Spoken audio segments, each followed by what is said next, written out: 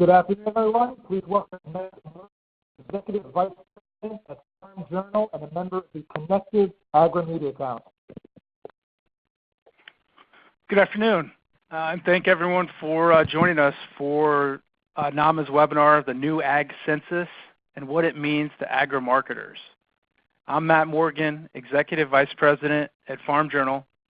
I'm representing Connectiv's Agri-Media Council, which is sponsoring this webinar. The Agri-Media Council is composed of the leading agricultural media companies, including Agri-Marketing, Annex Ag Media, DTN Progressive Farmer, Farm Journal, Farm Progress, Glacier Farm Media, Hordes Dairymen, Meister Media Worldwide, and Watt Global Media. In addition to sponsoring activities with NAMA, the Agri-Media Committee also funds the Media Channel's research, which is conducted biannually by Redex Research. It is my pleasure now to introduce today's presenter, Dr. Michael Gunderson, Professor and Director at the Purdue Center for Food and Agricultural Business. Dr. Gunderson earned his doctorate from Purdue in 2006 and holds a master's degree in agricultural economics from Cornell University and a bachelor's degree in agribusiness, farm and financial management from the University of Illinois. He has approximately 45 minutes of prepared remarks, leaving 15 minutes for your questions. So be sure to be writing them down as they occur to you. Without further ado, Dr. Gunderson, the webinar is yours.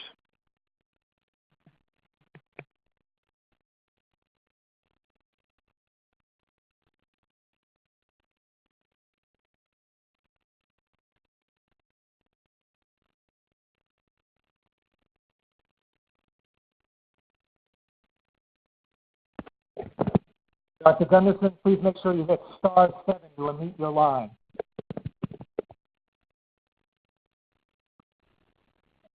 All right. Can you hear me?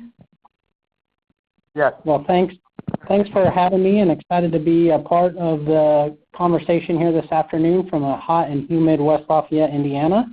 As we're going through, don't make the same mistake I did, and be sure to go ahead and unmute your line and ask questions as we go through, and I'll try to answer those during the presentation as well as any that you have at the end. For those that aren't familiar with the Center for Food and Agricultural Business at Purdue, we are the executive education provider for the industry. So we partner with agribusiness professionals who work with farmers to help them be more successful in their roles, whether that's around topics like marketing, management, leadership, or finance and strategy. We're always excited to partner with agribusinesses. This afternoon, invited to come and visit with you about the USDA Ag Census that occurred in 2017. The obvious question is, why are we waiting until July 2019 to have a conversation about a census that happened in 2017? Well, actually, the USDA begins the census and collecting data from farmers in 2017 through the early part of 2018. Then they analyze that data, they begin to sift through it, check it for accuracy, go back and visit with farmers who maybe didn't respond or double check on responses.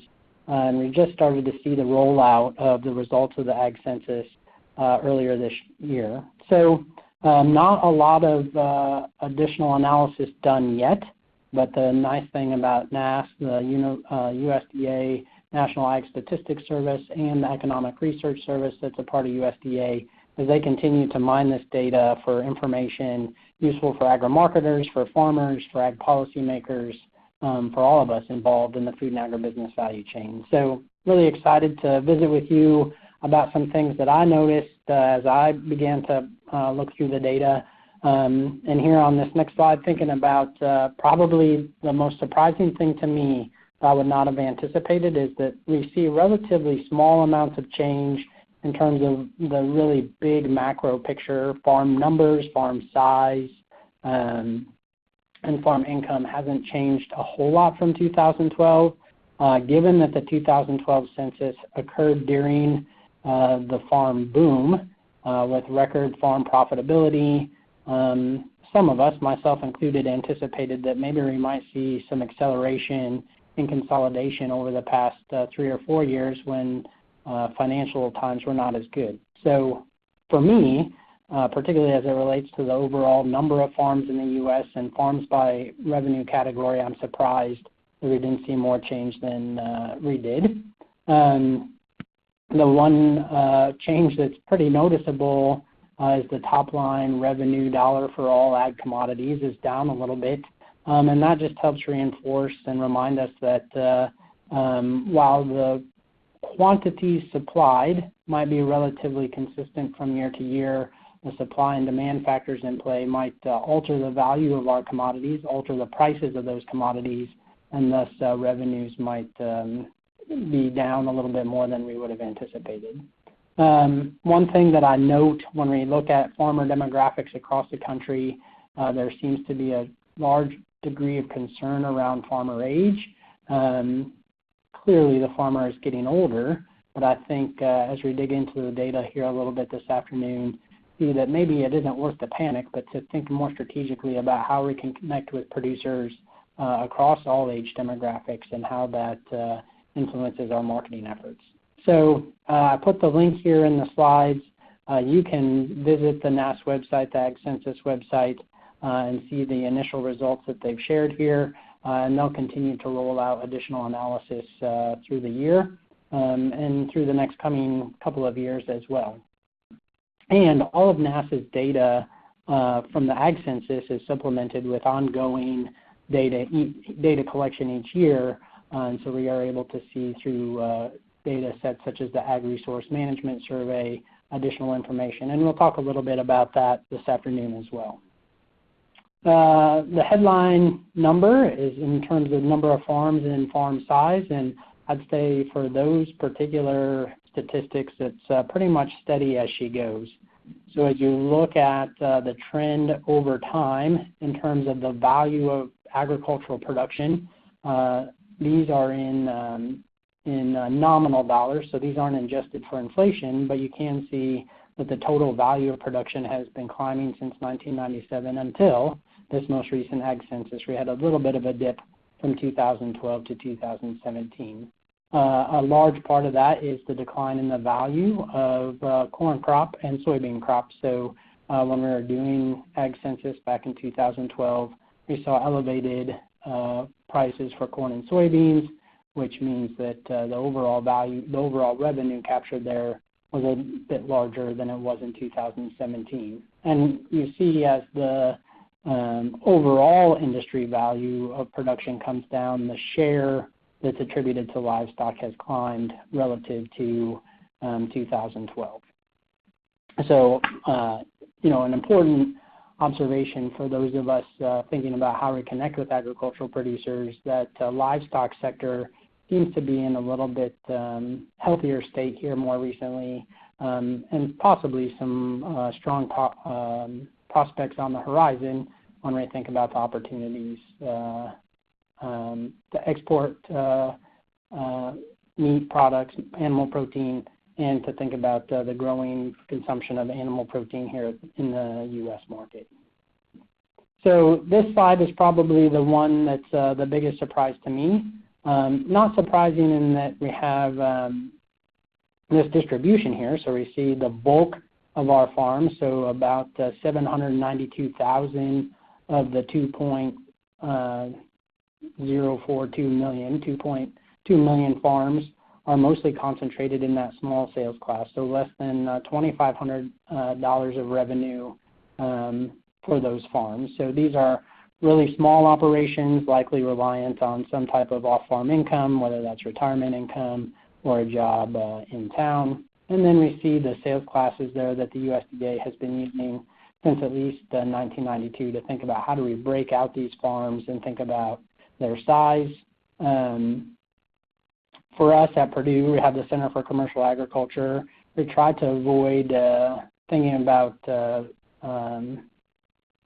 revenue dollars defining commercial agriculture, but it tends to be the case that those commercial farms fall in those last two or three categories, either above $250,000 in annual revenues, or oftentimes we focus in on the above $1 million in annual revenues. So noticeable there is that that size those two size categories at the high end combined are pretty steady or down just a little bit from 2012. So you've got 68,000 farms with revenues between 1 and 5 million, and then a tick up about another extra 1,000 farms with revenues in excess of $5 million. So might have anticipated myself that we would see bigger gains in those last two categories and bigger declines in those middle categories between $2,500 and $1 million of revenue, but that doesn't seem to be the case in the census. One of the things that's useful to know is that you can go in and build your own analysis of the trends in the USDA Ag Census data. So this is my own work here. The other two slides are graphs created by USDA, but this is a graph that I went into their data query tool and created a trend from 2002 to 2017 to look and consider the revenue of those largest farms and how many of each of those farms they are. So you can see the trend that we had all seen from 2002 to 2007 to 2012 was an increasing amount of consolidation among agricultural producers, and a lot of that being consolidated into a relatively small collection of high revenue farms. So some of us might have anticipated that we would have been up over 90,000, maybe as close to 100,000 large revenue farms in the 2017 Ag Census, but that does not seem to have materialized in the trend. So you can see that that share of million to 2.5 million has been pretty steady from 2012 to 2017, but had been trending up pretty heavily since 2002. So, you know, this data, this particular graph, this particular slide is something that you can start to mine the USDA Ag Census data yourself. So here is the website for the Ag Census data query tool. You can break down the farm data by as many characteristics as you can think about. So they've got by farm size, they've got by commodity type, they have it broken out by some producer demographics as well. So if you're a marketer trying to think about some data and how that helps you inform where you do some promotion and communication efforts, this is a really helpful tool. It's a great starting place to think about building some additional analysis. As we look across this country, where are ag sales concentrated? You know, for a Midwest farm kid, it's hard to imagine that California, in the land of movie stars and Disneyland, is the #1 ag state by a pretty large margin. But as you think about the crops that are grown there, some pretty high value crops all along that fruitful rim that extends from the Pacific coast down through Texas, through the Gulf of Mexico and back up the Atlantic coast. That fruitful rim is what the USDA talks about, high value crops in terms of fruits, nuts, and vegetables, and also some livestock in those areas. So California, the largest ag state by total revenue, so about $45 billion of ag revenue in California. Iowa and Texas vying pretty closely there for second place. Iowa coming out ahead with about $29 billion in annual agricultural revenues. So proud for us in Indiana to come in there in the top 10, looking at about $11 billion of annual ag sales. And I know our lieutenant governor who leads our ag efforts looking to grow that and move us up past Wisconsin and North Carolina ideally. So pretty well geographically distributed out through the country, lots of opportunities to think about targeting by geography. That's a good question about the asterisk. I'll have to go back in and look and see what USDA was asterisking on those two states. I'm not entirely sure what that is, but I'll dig back into that and follow up, Hannah, with the answer to that question. You've got it broken down by state, so you can see where agricultural commodity is produced geographically. We can also see what are the top commodities. For me, it's not too surprising to see that a lot of our value-added industries, those segments of agricultural production that transform corn and soybeans into high-value outputs, tend to dominate. And so cattle and calves being a pretty large share of the total ag value revenue stream, so $77 billion of cattle and calves, and about Texas being the number one state, accounting for about 16% of cattle and calves across the country. As you look at corn, you've got $51 billion of corn production in the census year, with Iowa being the leading state there. So most of the trends would be pretty steady from 2012 to 2017. The value of crops have inched up since the 2002 Ag Census, and notably corn and soybeans would be down a little bit relative to 2012, mostly due to prices coming back down under $4 a bushel for corn and back under $8 a bushel for soybeans. So the first thing that the USDA does is dive into location of production. I think this is partly because U.S. Congress members want to know what kind of ag production is happening in their state.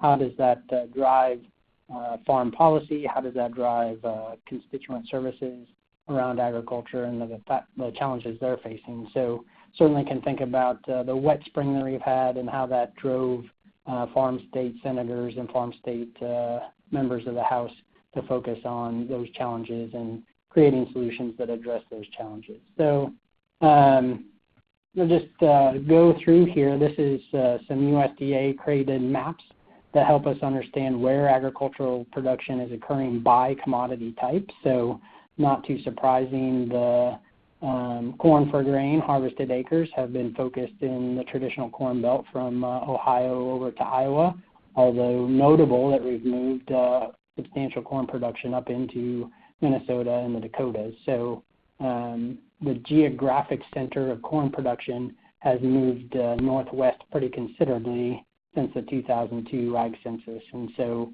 some more opportunities to grow the seed corn business, the soybean business up into those northern states.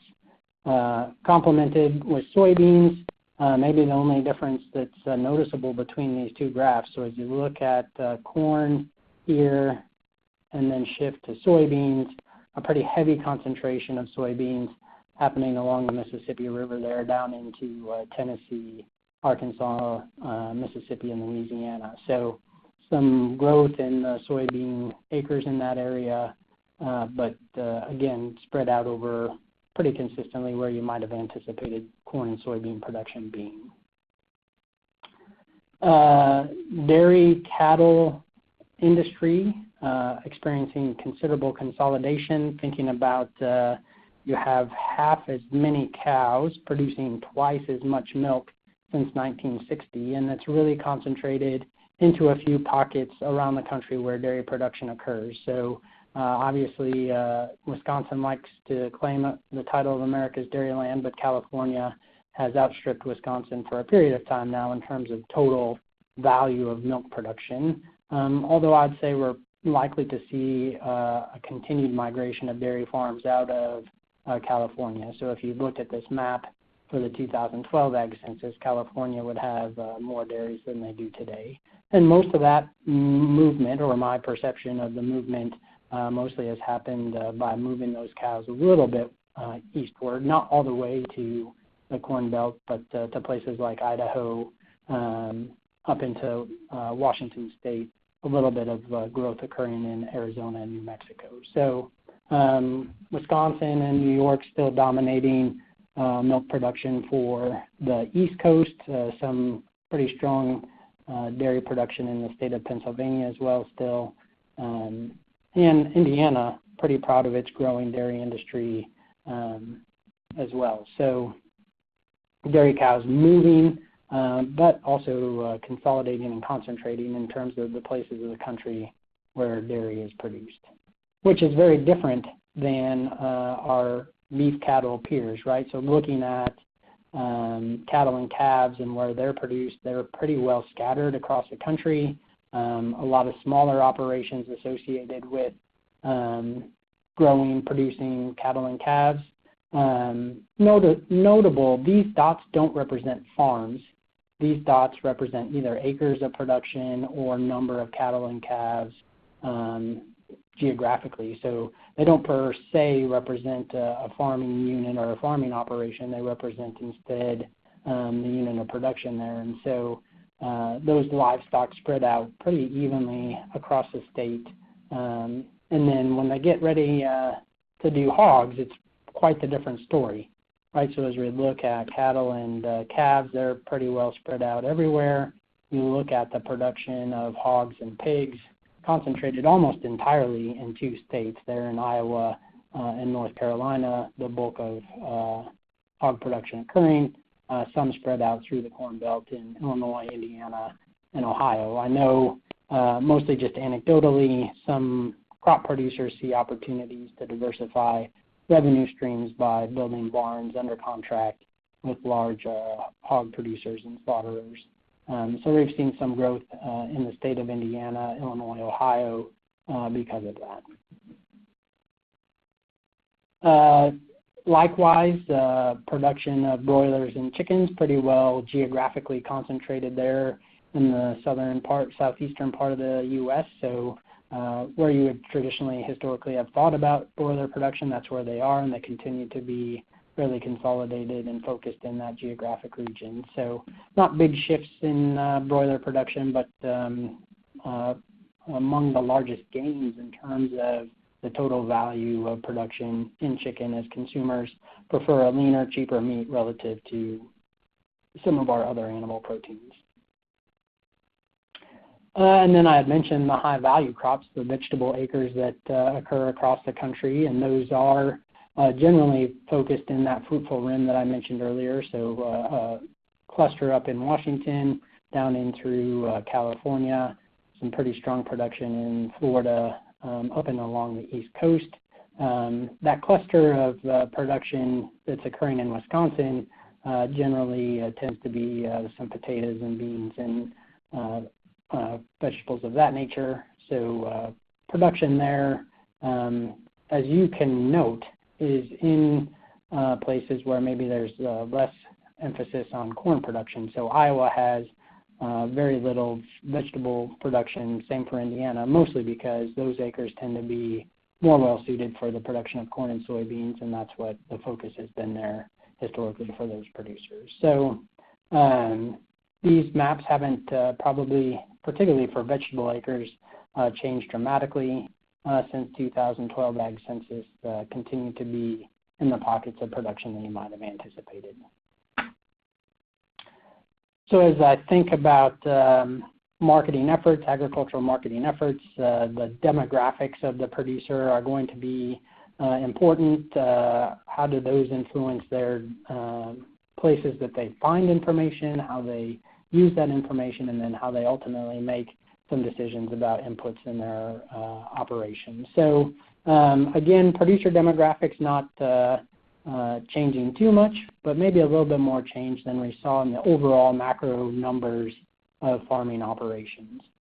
So when we break it down by the number of producers on a farming operation, right? So we're looking at farms by the number of producers associated with that particular operation. One producer enterprises fell by about 200,000 farms. And most of that growth got picked up in 2 producer operations. 2 producers could be a husband and wife team, a married couple team, but it also could be a father and a daughter that are operating that farming operation. So we do see a small number, but pretty substantial growth in the number of farming operations that have multiple producers associated with it, right? So we went from about 10,000 farms with 5 or more producers in it in 2012 to twice that number, 20,000 farms in 2017. So a rapidly growing population of producers to focus on, but still a pretty small part in the overall pie of farming operations. If we think about gender and the role of gender in farm decision-making, still tends to be a relatively male-dominated decision-making industry, but I think as you look at these partnerships, it tends to be maybe a division of labor oftentimes. So decisions about cropping or decisions about animal husbandry tends to be dominated by males, whereas the females tend to catch up when they're thinking about things like financial management, estate planning, and the day-to-day decisions of the farm. So, opportunity to think about how do we influence those decision makers and how do we target our efforts when we think about the decisions that are being made. When I talk to non-ag stakeholders, I think this is often one of the questions that arises is what's happening with the age of the farmer. Many folks aware that the age of the farmer is growing each year. So this is the average age of producers by county. And the thing I would note here, and one of the reasons I said I wouldn't tend to panic is particularly in the Midwest, the producer maybe isn't as old as some might have concerns about, right? So you've got an average age of producers throughout many counties in the Corn Belt and the Midwest that's under 56. And the way that they do this, they ask, remember 2 slides ago I had the number of producers associated with a farming operation. All of the ages of every person participating is included in this average age. And so you can see if there's multiple producers associated with a farming operation, they will break down the age of everybody. And that the average age of this first bar graph here, where there's just one producer, is much higher than the average age of a farming operation with 3 producers, because it's likely there's a second generation joining the farming enterprise, helping with the decision making, helping with the production, and they'll bring down that average age. So as we look across the country, the counties with the oldest average age of farmers tend to be concentrated in the Southwest. Now, if we overlap that with the graphs of where production of particular commodity types occur, this isn't associated with corn and soybeans or hogs or dairy. This tends to be associated with the production of either cattle or high-value crops. And I suspect part of what is happening here is you'll have an agricultural producer who's managing laborers who are not counted as producers in this average age calculation. So for high-value crops where we use quite a bit of labor to hand harvest those high-value oranges and melons, those ages aren't getting incorporated here, and so you might see a bit of a shift here. So overall age relative to 2012 is up. It's not up 5 years, so it's not as if we haven't added any younger farmers to the population. It's up about a little over a year in terms of average age of U.S. producer. And, I think one of the things that folks are paying attention to is a wealth of experience amongst these producers. So if your average age is 57 and a half and producers maybe got their start somewhere around 30, you're looking at about 27 and a half years of accumulated experience in the average producer. Obviously, being a statistician myself, I know interpreting averages can be a bit dangerous, and hanging your hat on them probably is not wise. Instead, you should probably dig into the data a little bit deeper to understand what's underlying those averages. But as you think about a pretty substantial amount of experience accumulated amongst agricultural producers, and as we transition that, how do we make sure we have a generation of producers ready to step in? And I think that's what we're paying attention to here on this next slide, thinking about beginning producers, those with less than 10 years of experience. Where are they finding success? Now, this is the share of producers in each state that have less than 10 years of experience. So this isn't an overall number of beginning producers or an overall share of the U.S. young beginning producers. This is a share state by state, so young producers most likely to be amongst the farmers in Alaska, Georgia, and Maine.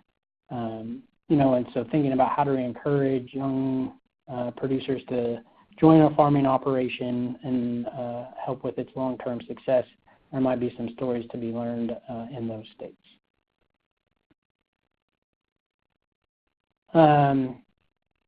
The other thing for marketing folks to consider is, as I mentioned, in addition to the Ag Census, the ERS, the Economic Research Service, collects additional data, does some pretty substantial data analysis and reporting out on agricultural producers. And if you don't subscribe to their Amber Waves magazine, would recommend that you do that. They provide some very good analysis. You might, if you've been paying attention to the ag news at all, have noted that a big shift in the ERS and NEFA staff moving from D.C. possibly out to Kansas City. Ideally, that transition occurs as quickly as possible so that we can continue to see the great analysis that USDA ERS does in terms of helping understand the farm economy. So one of the things that's really been interesting for me, partly because I've shifted some of my focus, some of my thinking from sort of a pure economic standpoint into more of a strategic thinking standpoint, is how does off-farm income influence the success of a farming operation? So these sales classes are a little bit different than what we saw earlier, fewer categories, less breakout, but maybe giving us some sense of, in these categories, less than $10,000 in farm revenue, right? So the x-axis is the dollars of farm revenue for the farm, and then the y-axis is the median income for that household, and they have potentially two sources, income from farming and income from off-farm sources. The interesting thing to me is it's really hard to see, particularly in this slide, but for that smallest class where they have less than $10,000 of sales, the off-farm income is actually subsidizing the farming operation. And so this truly is an operation that is a lifestyle farm in the fact that they're choosing to subsidize the farming operation with some off-farm income. As the sales classes grow, you see the income from farming grows pretty substantially and contributes much more substantially to the total household income. So, from a strategic thinking standpoint, firms are successful when their strategy gives them laser-like focus on an activity and outcompeting in the marketplace. And I think that's what you're seeing here in this particular graph, is those that aren't distracted, that are able to dedicate 100% of their time to thinking about the farming operation, are able to make it a profitable operation. Then the second graph is pretty similar in terms of reinforcing that notion. Here we're looking at operating profit margins across some different farm typologies that the Economic Research Service uses. So they break out retirement farms, off-farm occupation farms, low sales, moderate sales, large, very large, and then non-family farms. And they're suggesting that the operating profit margin in a range from 0 to 10% is pretty critical. It's going to be hard for a farming operation to sustain itself and reinvest for continued success when its profit margin is less than 10%. 10 to 20%, they're comfortable, probably have some opportunity to improve. 20% or more, those farms are really making good decisions and having positive financial results for themselves. So as you scale up, as you have more and more revenue on the farming operation, they tend to also do substantially better in terms of operating profit margin percentage, which would also be a larger operating profit margin dollar. And this graph is probably why I would have anticipated the acceleration of concentration of farms in that very smallest class, where you've got some lifestyle farmers committed to subsidizing the farming operation, as well as some really large farms where operating profit margin is more likely a reality. So this last graph, I put it at the end because hopefully you've already got the most important stuff, and this last graph is only a graph that an economist could love. So what we're thinking about here is a term that economists use, total factor productivity. How do we as an industry use the inputs, land, labor, capital, intermediate goods such as seed, pesticide, fertilizer, how do we use those to generate output for consumption? And how efficient have we been in making gains in using fewer outputs to have the same or more output? And I think you can tell we're using less labor, we're using less land than we did 50 or 60 years ago to produce more and more output. We're producing more than 2.5 times the output that we did in 1948. And this is in quantity.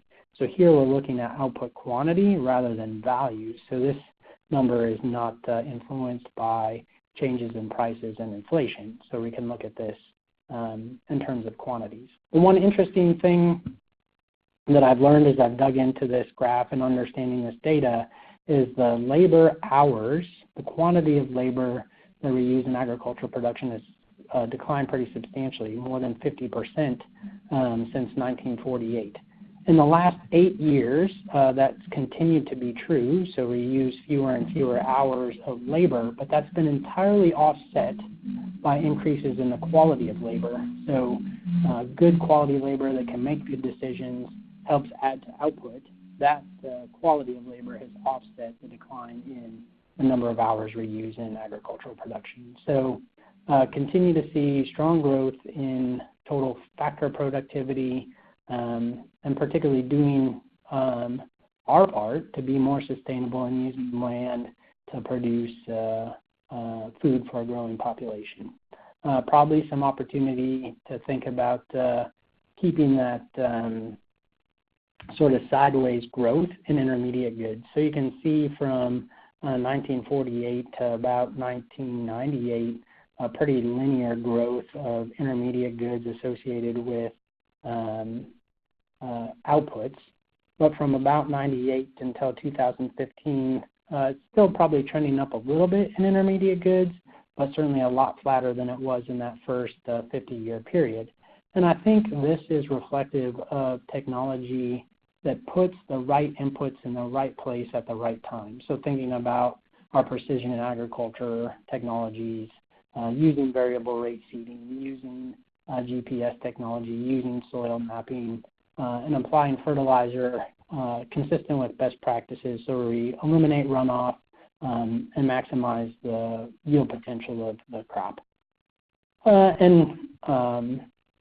The animal agriculture industries are a part of this graph as well, so thinking about how we have been able to use genetics to improve the quality and quantity of milk production while reducing the overall size of the dairy herd and its use of inputs like water and feed. So a really great story, one for agriculture to be proud of, and for us to think about telling the rest of the consumer population about those successes and how they contribute to sustainability. That ends my prepared remarks. For sure, if you have additional questions, you can follow up with me by email or phone call at Purdue University. Excited to have a conversation about what might be some additional insights from this data. And glad to answer some questions right now. Thank you, Dr. Gunderson. Folks, you can submit questions 2 ways. You can type it in the Q&A tab in the lower left-hand corner of your screen. Just address your question to either all presenters or broadcast to all, or you can unmute your line by hitting *7 to ask a question.